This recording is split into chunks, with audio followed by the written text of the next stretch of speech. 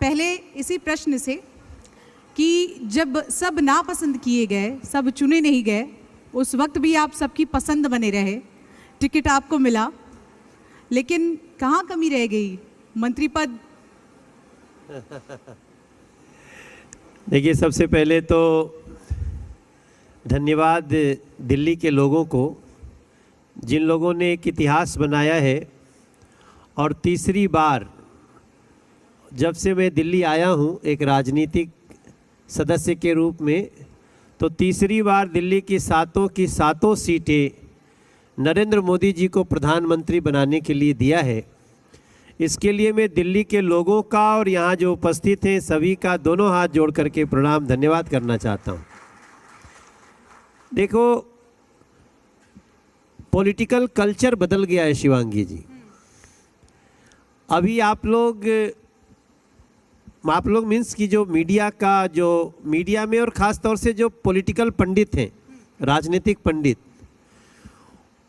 वो जैसे सोच रहे हैं ना, उससे नरेंद्र मोदी जी के समय में राजनीतिक संस्कृति बहुत अलग बदल चुकी है।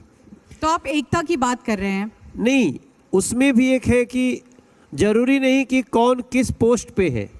जरूरी ये है कि पार्टी लोगों के लिए एक राजनीतिक दल के रूप में सेवा क्या दे रही है। एकता की आप बात कर रहे हैं, और देखिए, एक भारत श्रेष्ठ भारत, हाँ, यही हमारा थीम है, और यही थीम लेकर आगे जैसे आपने कहा ना कि आपका बच गया, बाकी का कट गया।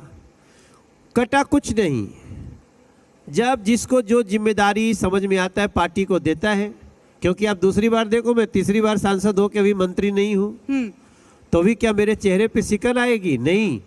हमें हर हाल में भारतीय जनता पार्टी और पंडित दीनदयाल उपाध्याय जी के अंत्योदय को अंतिम व्यक्ति तक पहुंचाना है। ये हमारा उद्देश्य है। उद्देश्य हम ये भी जानना चाहेंगे, एक भारत श्रेष्ठ भारत की लगातार हम बात कर रहे हैं जी। स्टेट्स मेक अ नेशन कहते हैं, तो इस पर आपके विचार क्या हैं?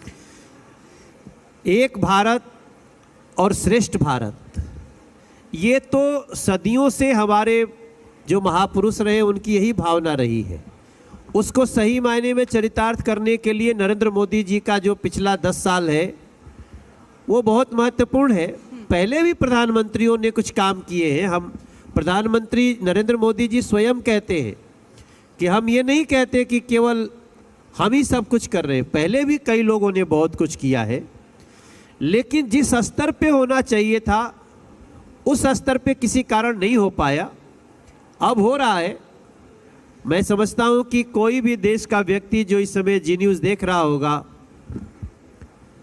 वो ये महसूस कर सकता है कि 10 साल में, हालांकि भगवान न करे आगे भी कुछ गड़बड़ी हो, 2014 के पहले इस देश में कितनी आतंकवादी घटनाएं होती थीं और 2014 के बाद देश कैसा सुरक्षित है।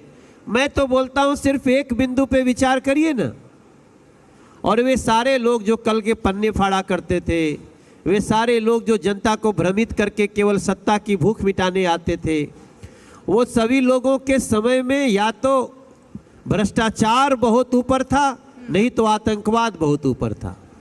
आज देश का कोई भी व्यक्ति, किसी मॉल में जाइए, किसी ट्रेन में जाइए, किसी प्लेन में जाइए, जो भारत के अंदर सुरक्षा है वो दुनिया के और देशों में तुलना करेंगे तो उतनी सुरक्षा नहीं होती है जितना हम भारतीय सुरक्षा। एक भारत श्रेष्ठ भारत, और अब श्रेष्ठ से भी विकसित भारत की तरफ हम चल पड़े। आप कह रहे हैं सुरक्षा की बात, लेकिन दिल्ली के तमाम नेता हैं आम आदमी पार्टी के, वो तो कहते हैं कि सत्ता पक्ष और बीजेपी से हम सुरक्षित नहीं है, हमें उठाकर जेल में डाल दिया जाता है। हाँ, जो भ्रष्टाचारी है वो कैसे सुरक्षित रहेंगे? जो भ्रष्टाचारी है, जो जनता के किए वादों को पूरा नहीं करता है, उसको तो सुरक्षित होना भी चाहिए। अगर भ्रष्टाचारी और बेईमान सुरक्षित होने लगे तो फिर एक भारत श्रेष्ठ भारत कैसे होगा? ऐसा नहीं, तो जेल से तो नेताजी बाहर भी हैं। आप देखिए, संजय सिंह बाहर आ गए हैं, मनीष सिसोदिया बाहर हैं, अरविंद केजरीवाल बार बार कहीं ना कहीं कोशिश करते रहते हैं, फिर भी वो लोग आप लोगों पे आरोप लगाते रहते हैं जब जब मौका मिला, जिस जिस मंच पर। तो जो बाहर आ गया वो बेल पे बाहर आया है ना। मैं एक चीज़ देख रहा हूँ इस देश में कि लोग बेल को समझ लेते हैं कि हमारा केस ही खत्म हो गया। एक छोटा सा उदाहरण लीजिए, क्या लालू यादव जी बेल पे नहीं होते थे? लालू यादव जी को सजा नहीं हुई? इस देश में लाखों ऐसे केस हैं जहां बेल हुई है और बेल होने के बाद भी कड़ी से कड़ी सजा हुई है। तो बेल को अगर कोई कहता है कि हम जनता की आंखों में धूल झोंक रहा है कि हम बरी हो गए, तो मैं समझता हूं एक और भ्रष्टाचार कर रहे हो। अच्छा, आए दिन आप राहुल गांधी जी को भी काफ़ी सलाह देते हैं। हाल ही में आपने एक और सलाह दी उनको, आपने कहा उनको अपना मेंटल हेल्थ चेकअप करा लेना चाहिए, क्योंकि जाति को लेकर जिस तरह के वो बयान देते हैं, ऐसे में ज़रूरी है। घेरते रहते हैं आप राहुल गांधी जी को, क्यों ये सलाह देने की नौबत क्यों आ गई? नहीं, मैंने राहुल गांधी जी को इसलिए कहा कि उनको मेंटल हेल्थ चेकअप की ज़रूरत है। अगर आप दूसरों की जाति पूछते हो तो अपनी बताने को तैयार रहो। अगर हम दूसरे की जाति पूछते हैं